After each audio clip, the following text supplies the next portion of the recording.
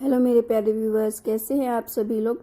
आशा करती हूँ आप सभी लोग अच्छे होंगे। कहानी के लिए मेरे चैनल को सब्सक्राइब कीजिए, कहानी को लाइक और शेयर ज़रूर कीजिएगा और कहानी कैसी लगी प्लीज़ कमेंट बॉक्स में ज़रूर बताइएगा। कहानी को लेकर कोई भी राय या सुझाव हो वो भी कमेंट बॉक्स में ज़रूर दीजिएगा। तो शुरू करते हैं हम आज की अपनी कहानी। 22 साल की छोटी सी उम्र में ईला फैशन इंडस्ट्री का एक जाना माना नाम बन चुका है। इतना ही नहीं, अब ईला ने शाहपुर जाट इलाके में अपना नया शोरूम बना लिया है, साथ ही अपने ब्रांड भी लॉन्च कर लिया है। अब वह बड़े बड़े फैशन डिज़ाइनर को टक्कर देने लगी है। ईला ने अपने नए ब्रांड का नाम भी अनोखा सा ही रखा है, जे फॉर जानकी। जब कोई उससे पूछता है कि उसने अपने ब्रांड का यह नाम क्यों चूज़ किया तो ईला फक्र से बताती है कि जानकी मेरी प्यारी दादी माँ का नाम है। आज यदि मैं अपनी लाइफ में इस मुकाम तक पहुँची हूँ तो सिर्फ दादी माँ की वजह से। मेरी दादी माँ ही मेरी लाइफ की मैटर, मोटिवेट और नेगेटिवेटर आदि सब है। ईला की दादी माँ ईला के ऑफिस में हर रोज़ ईला के साथ ऑफिस में आती है, कुछ देर आराम कुर्सी पर बैठती है और जब थक जाती है तो ईला ड्राइवर के साथ घर वापस भेज देती है। ईला के मन में यह अटल विश्वास है कि दादी माँ का चेहरा देखकर दिन की शुरुआत करने से निश्चय ही उसका पूरा दिन बहुत अच्छा गुजरता है। जब ईला उनकी तरफ देखकर लोगों को इंग्लिश में उनकी तारीफ में कसीदे पढ़ती है तो उन शब्दों का पूरा पूरा मतलब तो नहीं समझ पाती, पर ईला के हाव भाव से यह ज़रूर पता लग जाता है कि उनकी पोती उनकी तारीफ में ही कुछ कह रही है। दादी माँ ईला की इस अदा पर मन ही मन खुश होकर उसको ढेर सारे आशीर्वाद दे डालती है। दादी माँ के चेहरे पर मंद मंद मुस्कुराहट खिल जाती है। इस मुस्कुराहट के पीछे ना जाने कितने दर्द थे, लकीरें अंकित है, यह तो सिर्फ वे ही जानती है। फिर तुरंत ही अपने मन को यह कहकर घर समझा लेती है कि अंत भला तो सब भला। ईला उनके इकलौते बेटे राघव व बहू नीरा की इकलौती बेटी थी। ईला के जन्म के बाद 1 साल तक नीरा ने अवकाश लेकर ईला की परवरिश की। फिर ऑफिस ज्वाइन करने के लिए यह सवाल सामने आया कि इतनी छोटी बच्ची को ना तो घर में अकेला आया के साथ छोड़ा जा सकता है और ना किसी डे केयर में। नीरा ने जब यह समस्या अपनी माँ के साथ शेयर की तो ईला की नानी उसको अपने घर ले गई। उनका मानना था कि इतनी छोटी बच्ची को अभी से किसी आया के भरोसे छोड़ना बिल्कुल भी ठीक नहीं है। यूँ भी नीरा को अपनी बच्ची से अधिक अपने कैरियर की अधिक चिंता थी। नीरा की माँ ने लाख समझाया कि ईला को अभी तुम्हारी व तुम्हारे प्यार की बहुत ज़रूरत है और जब तक ईला 5 साल की नहीं हो जाती तब तक अपने जॉब को भूल जाओ। लाइफ में समय व परिस्थितियों के अनुसार कई समझौते करने ही पड़ते हैं। इन 5 सालों में तो मैं अपने करियर में इतने पीछे रह जाऊंगी कि फिर मुझे कोई जॉब भी देगा या नहीं। मैं अपना करियर दांव पर नहीं लगा सकती। नीरा ने अपना 2 टूक फैसला अपनी माँ को सुना दिया। काफ़ी सोच विचार के बाद ईला की नानी उसे अपने साथ अपने घर ले गई।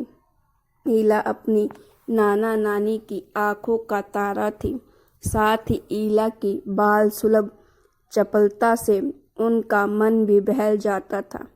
नीरा भी बीच बीच में अवकाश लेकर ईला से मिलने जाती रहती थी।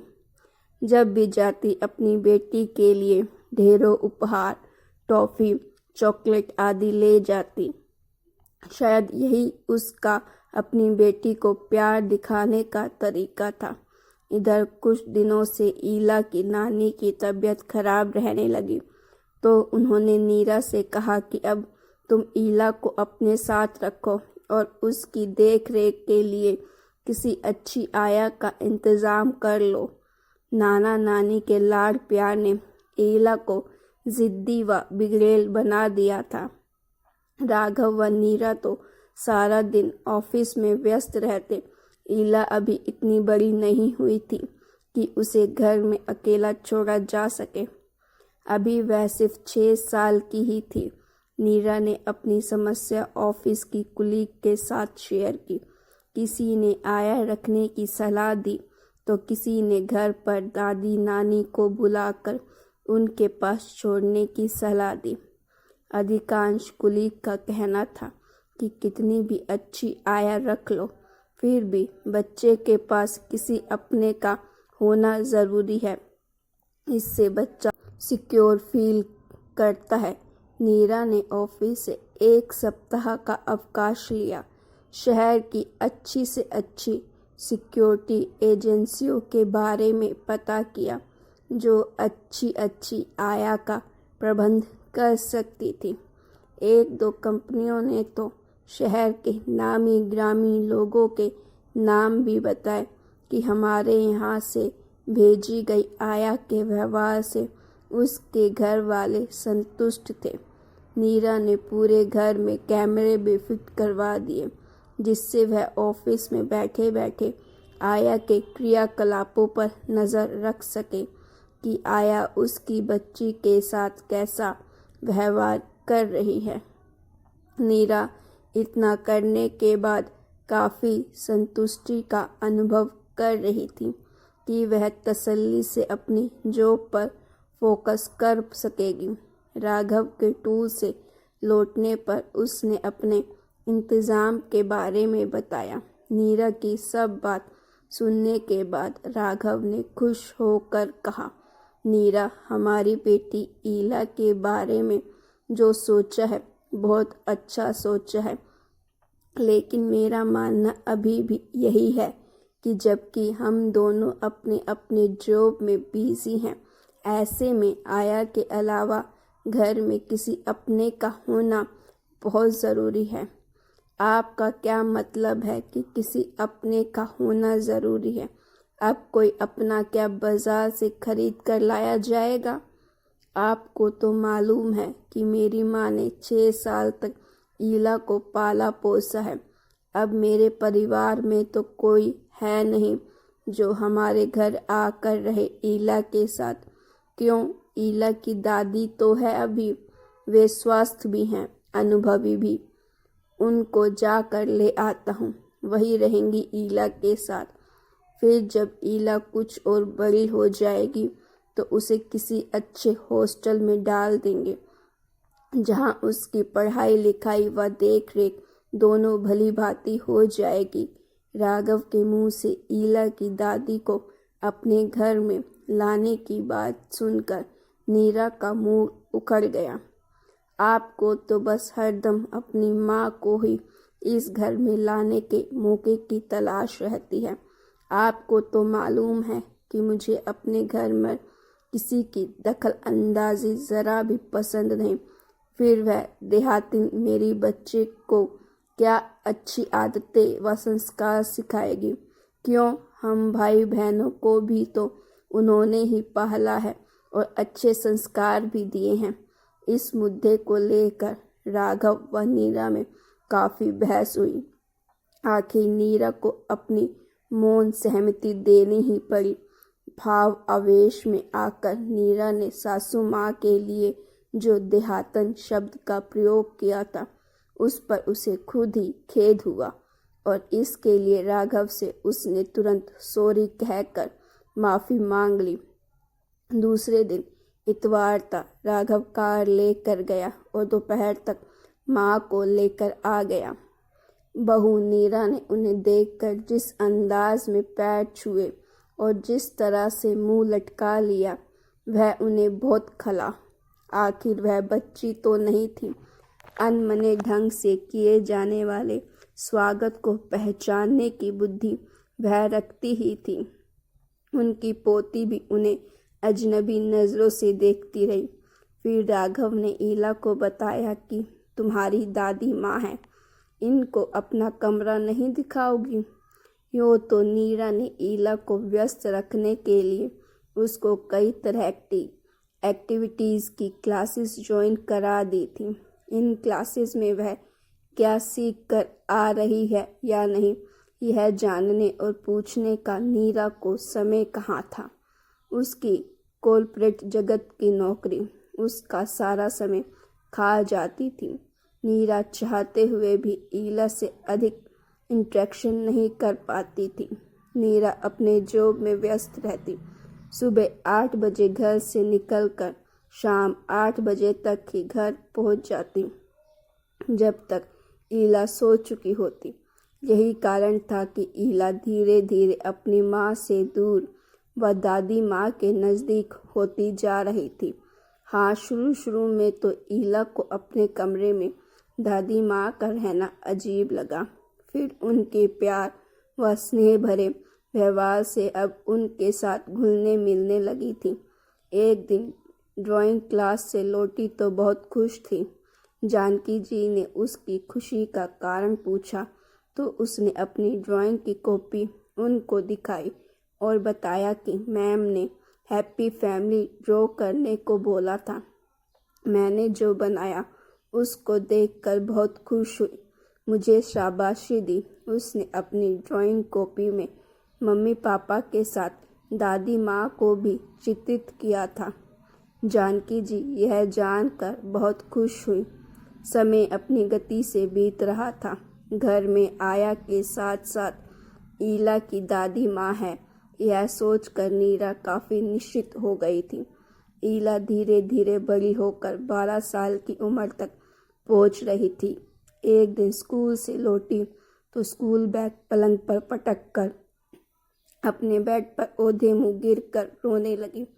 जानकी जी ने उसके स्कर्ट पर खून के दाग देखा तो घबरा गई। उन्होंने उसके सिर पर प्यार से हाथ फेरा और कहा, मुझे बताओ, क्या तुमको कहीं चोट लगी है स्कूल में खेलते समय?